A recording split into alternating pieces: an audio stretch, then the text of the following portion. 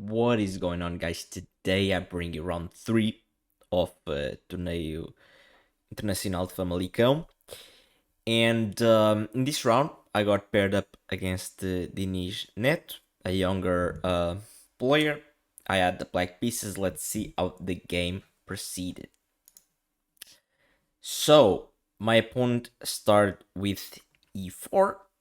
I went to e5, and yes, for the first time in my life, I went e5 in response to e4. Yeah, pretty much just you know playing one of the openings that I've never played. I've played everything and yeah, this was missing in the repertoire. So yeah, I've played e6, played d6, d5, c6, c5, g6. I think I also played at some point. I'm only missing b6, knight f6, and maybe knight c6. So yeah, I have to work on those. But okay, this game I went for e5. My opponent went knight f3, knight c6, and my opponent played the Scotch game with d4, striking in the center as soon as possible. I took the pawn on d4, it took back with the knight, and now I played knight f6, which is, I believe, the main move and one of the most testing options to play against the Scotch. Here my opponent went knight takes on c6, I went b takes on c6, and bishop d3. So we have a pretty common position here for the Scotch. And after d5, the main move is to just take on d5, and yeah, this position is it's pretty drawish, I would say. Very equal, very like not too many imbalances, and yeah, normally games end in a draw here, but my opponent decided to go for an inferior line with e5. This is slightly worse and gives black quite a comfortable position if he knows what he's doing. I actually was fortunate to know what I was doing. So yeah, knight g4 here, castles, and now a very important move, bishop c5 here, putting pressure on f2, not allowing my opponent to just go rook e1 easily without dropping this pawn, So okay, bishop c5 was played. My opponent went queen e2, protecting the pawn on e5. I went queen e7, putting more pressure on the pawn on e5. And here my opponent played bishop f4.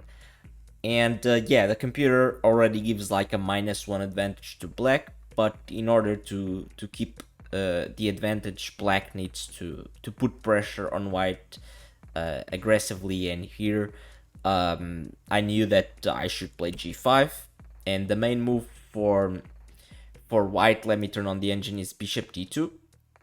And yeah, the position can get very sharp. I can win a pawn here with knight takes on e5, rook e1, and bishop d6. It's black is up a pawn, definitely, but my king is still in the middle. There's pressure along the e file. It's actually a pretty sharp position.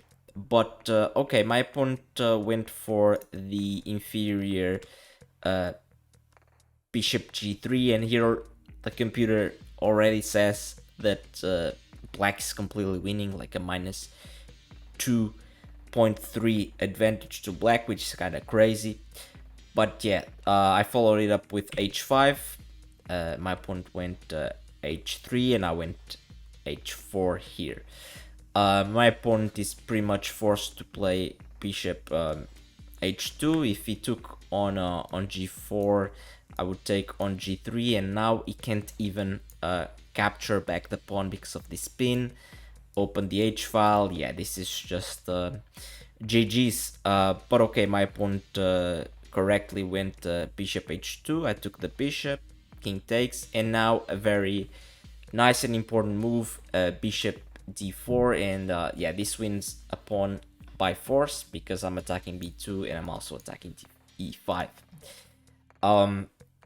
My opponent defends b2 correctly, plays c3, and here I could take with the bishop, I could take with the queen. I decide to take with the queen and go into this, queenless middle game, up a pawn and up the bishop pair without any problems here. Um, Computer gives -4, which is, it's like impressive how well black is doing. But here, I started playing a little bit more carelessly. uh I castled, which is not that precise at all. Probably I don't need to castle, I can just play uh king e7, let me turn on the engine, and after something like rook e1, I can even put my king on f6. My king is super active. I can swing the rooks next, and I didn't really uh, need to castle. But okay, I mean, still completely fine what I did, just not precise castles. Knight d2 here by my opponent. I went rook b8, attacking b2. My opponent counter attacked my bishop with rook e1. Here I played bishop f6, protecting my bishop. My opponent went knight b3, and here I had a bit of a think, and I decided to play c5.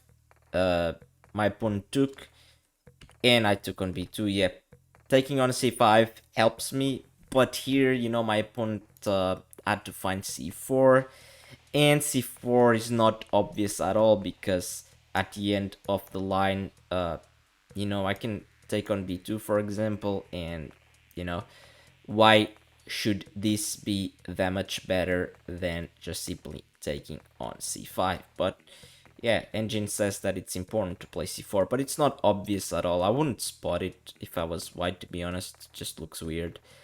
But okay, my opponent took on c5, I took on b2, and my opponent played rook c1, protecting the c3 pawn.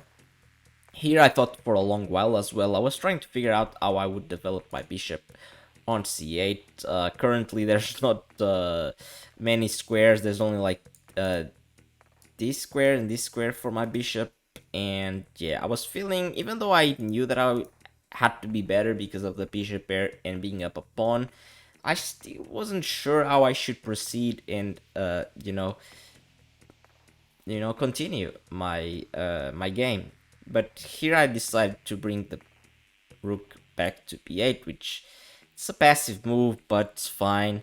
Yeah, I was afraid that if I did something like rook e8, for example, that my opponent could play something like knight b3, and here my rook is kind of stuck on this second rank.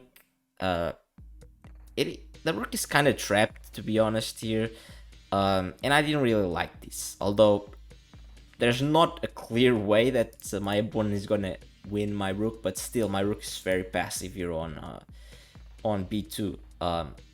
But okay, maybe this was nothing to worry about. The engine sets this is nothing to worry about. Also, there might be some, after rook e8, some knight a4s, and I didn't really want to give my opponent any tempos. So yeah, I decided to just play it safe with rook b8. Can't really be a blunder, it's just a slow move. My opponent here goes knight b3, and I finally get to develop my bishop. Develop my bishop to e6. My opponent goes knight d4, attacking my bishop on e6. But here I find a very nice move with c5. Very nice, just inviting my opponent to take on e6, because if my opponent takes here, even though we are in a opposite color bishop a position, that tends to be drawish, even up a pawn. Here there's still two rooks on the board. My center is super strong, so yeah, this is nothing to fear.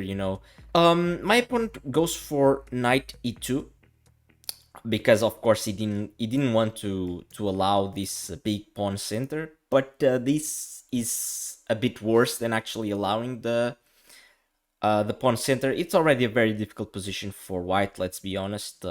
white is very passive and lacks center lacks activity. It's really bad.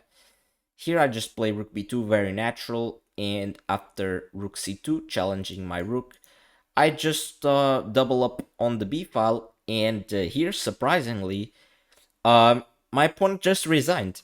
Just resigned. And yeah, I was surprised because normally people don't resign that soon against me. Um, but yeah, it's kind of hard to suggest a move for white. Like, it's incredible that the engine already gives -7 to black.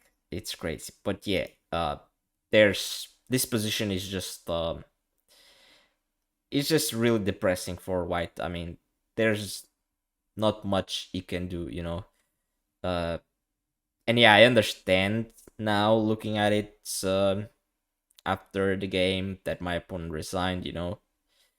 But yeah, actually, a pretty. I'm also threatening c4. This is, yeah, this is just this is very very tough. Yeah, it's over. But yeah, this was my first game with e5. Played in a Scotch, went pretty well. So yeah, maybe I'll try to play e5 in the future as well, and not only a one-time thing. But okay, this was the game, pretty short one. Hope you guys enjoyed it, and I'll see you next time. Bye bye.